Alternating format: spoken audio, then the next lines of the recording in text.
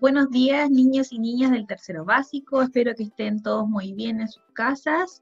Les doy la bienvenida al segundo semestre de nuestro año académico. Hoy día iniciamos el módulo 4 y vamos a trabajar en lenguaje y comunicación. Ya inicio con la unidad 3. Ya es lo que nos corresponde trabajar durante un mes. Ya. Para este mes vamos a trabajar textos narrativos.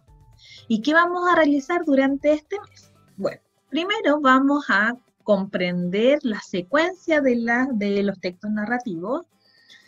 Ya también vamos a conocer y reconocer personajes, los tipos de personajes y sus características, por supuesto.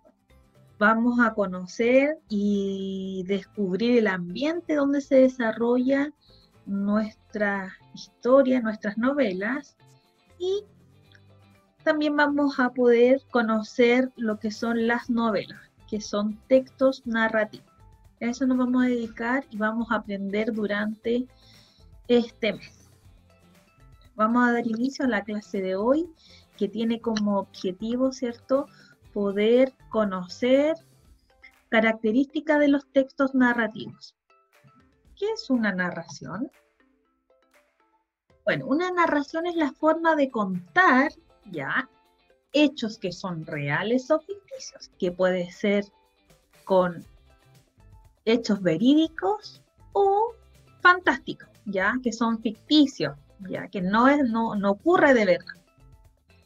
Una narración puede ser muy breve y referirse a un acto general o muy rápido, y también puede ser una narración más extensa, donde en un escrito o una historia, ¿cierto?, pueda contener muchas páginas y esta narración pueda ser más extensa, como es el caso de la novela.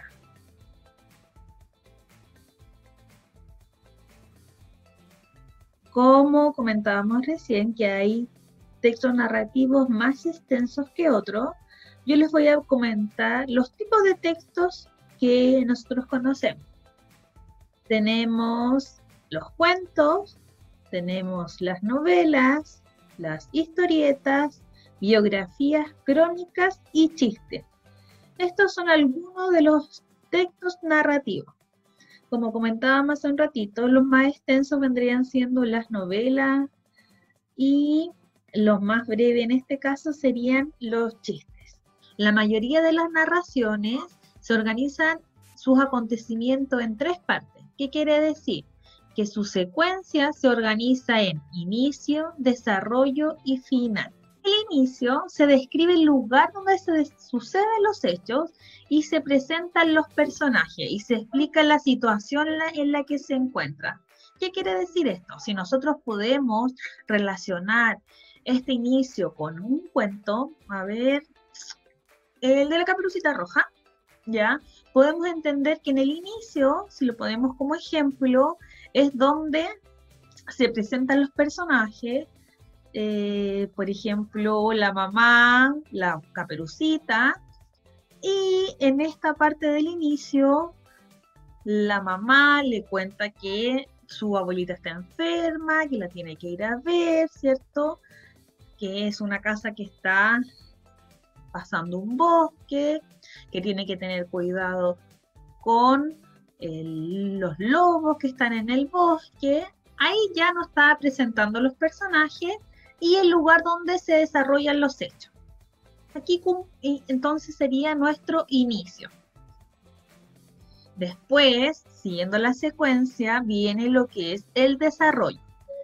Comienza, ¿cierto?, cuando ocurre un problema en la narración. Ese es nuestro desarrollo, la parte quizá más extensa de nuestra narración. Si lo ponemos como ejemplo, igual con el cuento de la Caperucita Roja, nuestro desarrollo es netamente cuando la Caperucita y el lobo ya están en la casa de la abuelita, ¿cierto? Y empieza toda esa conversación de quién tiene el ojo más grande, ¿cierto? Donde está el problema, ¿cierto? Que el lobo finalmente quiere comerse a la Caperucita. Eso sería nuestro desarrollo. Nuestra última secuencia de nuestra narración es el desenlace, que es el final de la narración, donde se resuelve la situación problemática que se presentó durante toda nuestra historia, ¿cierto? Se resuelve, se da término a este problema y se da el final. En este caso del cuento de la Caperucita, ¿cierto? El lobo lo atrapan, ¿cierto? La Caperucita logra estar bien con su familia, puede ver a su abuelito, ¿ya? Se cumple entonces con el propósito y tiene un final. Ojo que no todos los finales, no todos los desenlaces son con un final feliz, ¿ya? Lo importante es que se logre resolver, ¿cierto?, el problema.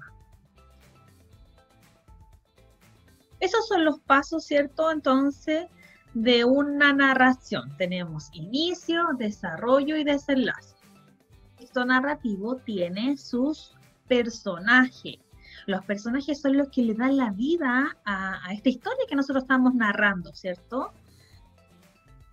Tenemos distintos personajes, desde bruja, desde un chino, desde una monja, desde una novia, ¿cierto? Doctor, incluso animales, ¿cierto? Nuestros personajes también incluyen animales.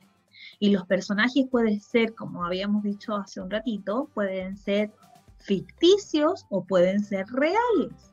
Tenemos los personajes principales y los personajes secundarios. Los personajes principales son los protagonistas, ¿ya? En donde toda nuestra historia, toda nuestra narración se centra en estos personajes, ¿ya? Son los que se le presta mayor atención durante el desarrollo de nuestra narración. Y los personajes secundarios participan, ¿cierto?, de esta narración, pero en tiempos más cortos y ayudan, ¿cierto?, complementan a nuestro personaje principal, ¿ya? No sé, por ejemplo, la Caperucita Roja, la mamá de la Caperucita vendría siendo un personaje secundario. Participa dentro de nuestra narración, pero en momentos determinados. Cada personaje tiene una característica individual, ¿ya? En esta oportunidad vamos a hablar de las características físicas y características psicológicas. Las características físicas corresponden a lo que nosotros podemos visualizar, ¿cierto? A su apariencia externa, a lo que está a nuestro alcance de nuestros ojos, si es alto, bajo, moreno, ¿cierto? Y las características psicológicas corresponden a su forma de ser, actuar y pensar. Tenemos como ejemplo características físicas de personajes. Yo a todos los que están acá le puedo entregar una característica física de cada uno de estos personajes. Puedo decir que este es un hombre con rasgos, ¿cierto?, orientales, tiene un bigote, ¿cierto?, tamaño, puede ser alto, de tez blanca. Acá puedo decir que es mujer, con el pelo largo, con ojos azules, se ve con textura delgada. Esas son características físicas. Puedo decir que este es un animalito, que tiene dos colores, que su piel es peluda, ¿cierto? Tiene dos orejitas, puntiagudas. Esas son características físicas, que yo a simple vista puedo distinguir y diferenciarlo uno del otro. Pero también tenemos las características psicológicas, que estas son las formas de ser, actuar y pensar. ¿Yo podré, niños, visualizar a simple vista su apariencia o su característica psicológica? No, ¿cierto? Porque yo tengo que conocer en el contexto en el que está desarrollando este personaje, en el que está interactuando, ¿cierto? Para conocer su forma de ser, su forma de pensar. Por ejemplo, yo a lo mejor podría conocer algunas características psicológicas de este personaje, que es una bruja, porque en muchos cuentos yo sé que ella a lo mejor, si me baso a lo mejor en un cuento que yo ya conozco, puedo conocer sus características psicológicas, pero si no conozco el contexto, no podría hacer una descripción psicológica, ¿ya? Porque yo necesito conocer eh, el personaje para poder descubrir esta característica que lo define. Yo puedo decir que su forma de actuar a lo mejor es egoísta, su forma de pensar es malhumorada, puedo decir que es un poco mala, cruel, ¿cierto? Pero va a depender mucho del contexto, de cómo se desarrolle el personaje, ¿ya? Recuerden, las características físicas son lo que yo puedo visualizar. Las características psicológicas son la forma de ser, actuar y pensar de una persona, ¿ya? Vamos a pasar a lo que es el ambiente en un texto narrativo. Como definición dice que es un mundo en el que se desarrollan tanto los personajes como las acciones. ¿Qué quiere decir esto? Es donde el lugar donde se desarrollan los hechos, donde están los personajes, donde viven, para dónde van, el lugar físico o que nosotros podemos imaginar. Si volvemos al cuento de la Caperucita Roja, ¿cierto? Nuestro ambiente se desarrolla en un bosque, en una casa, ¿cierto? En la casa de la abuelita. Podemos imaginar el contexto, ¿cierto? De un bosque. En otros cuentos también podemos imaginar estando en un mar, en un barco, dependiendo del cuento, también puede ser en un colegio, en, en una selva, va a depender mucho, ¿cierto?, del contexto. Este es el ambiente donde se desarrolla tanto las acciones como los personajes.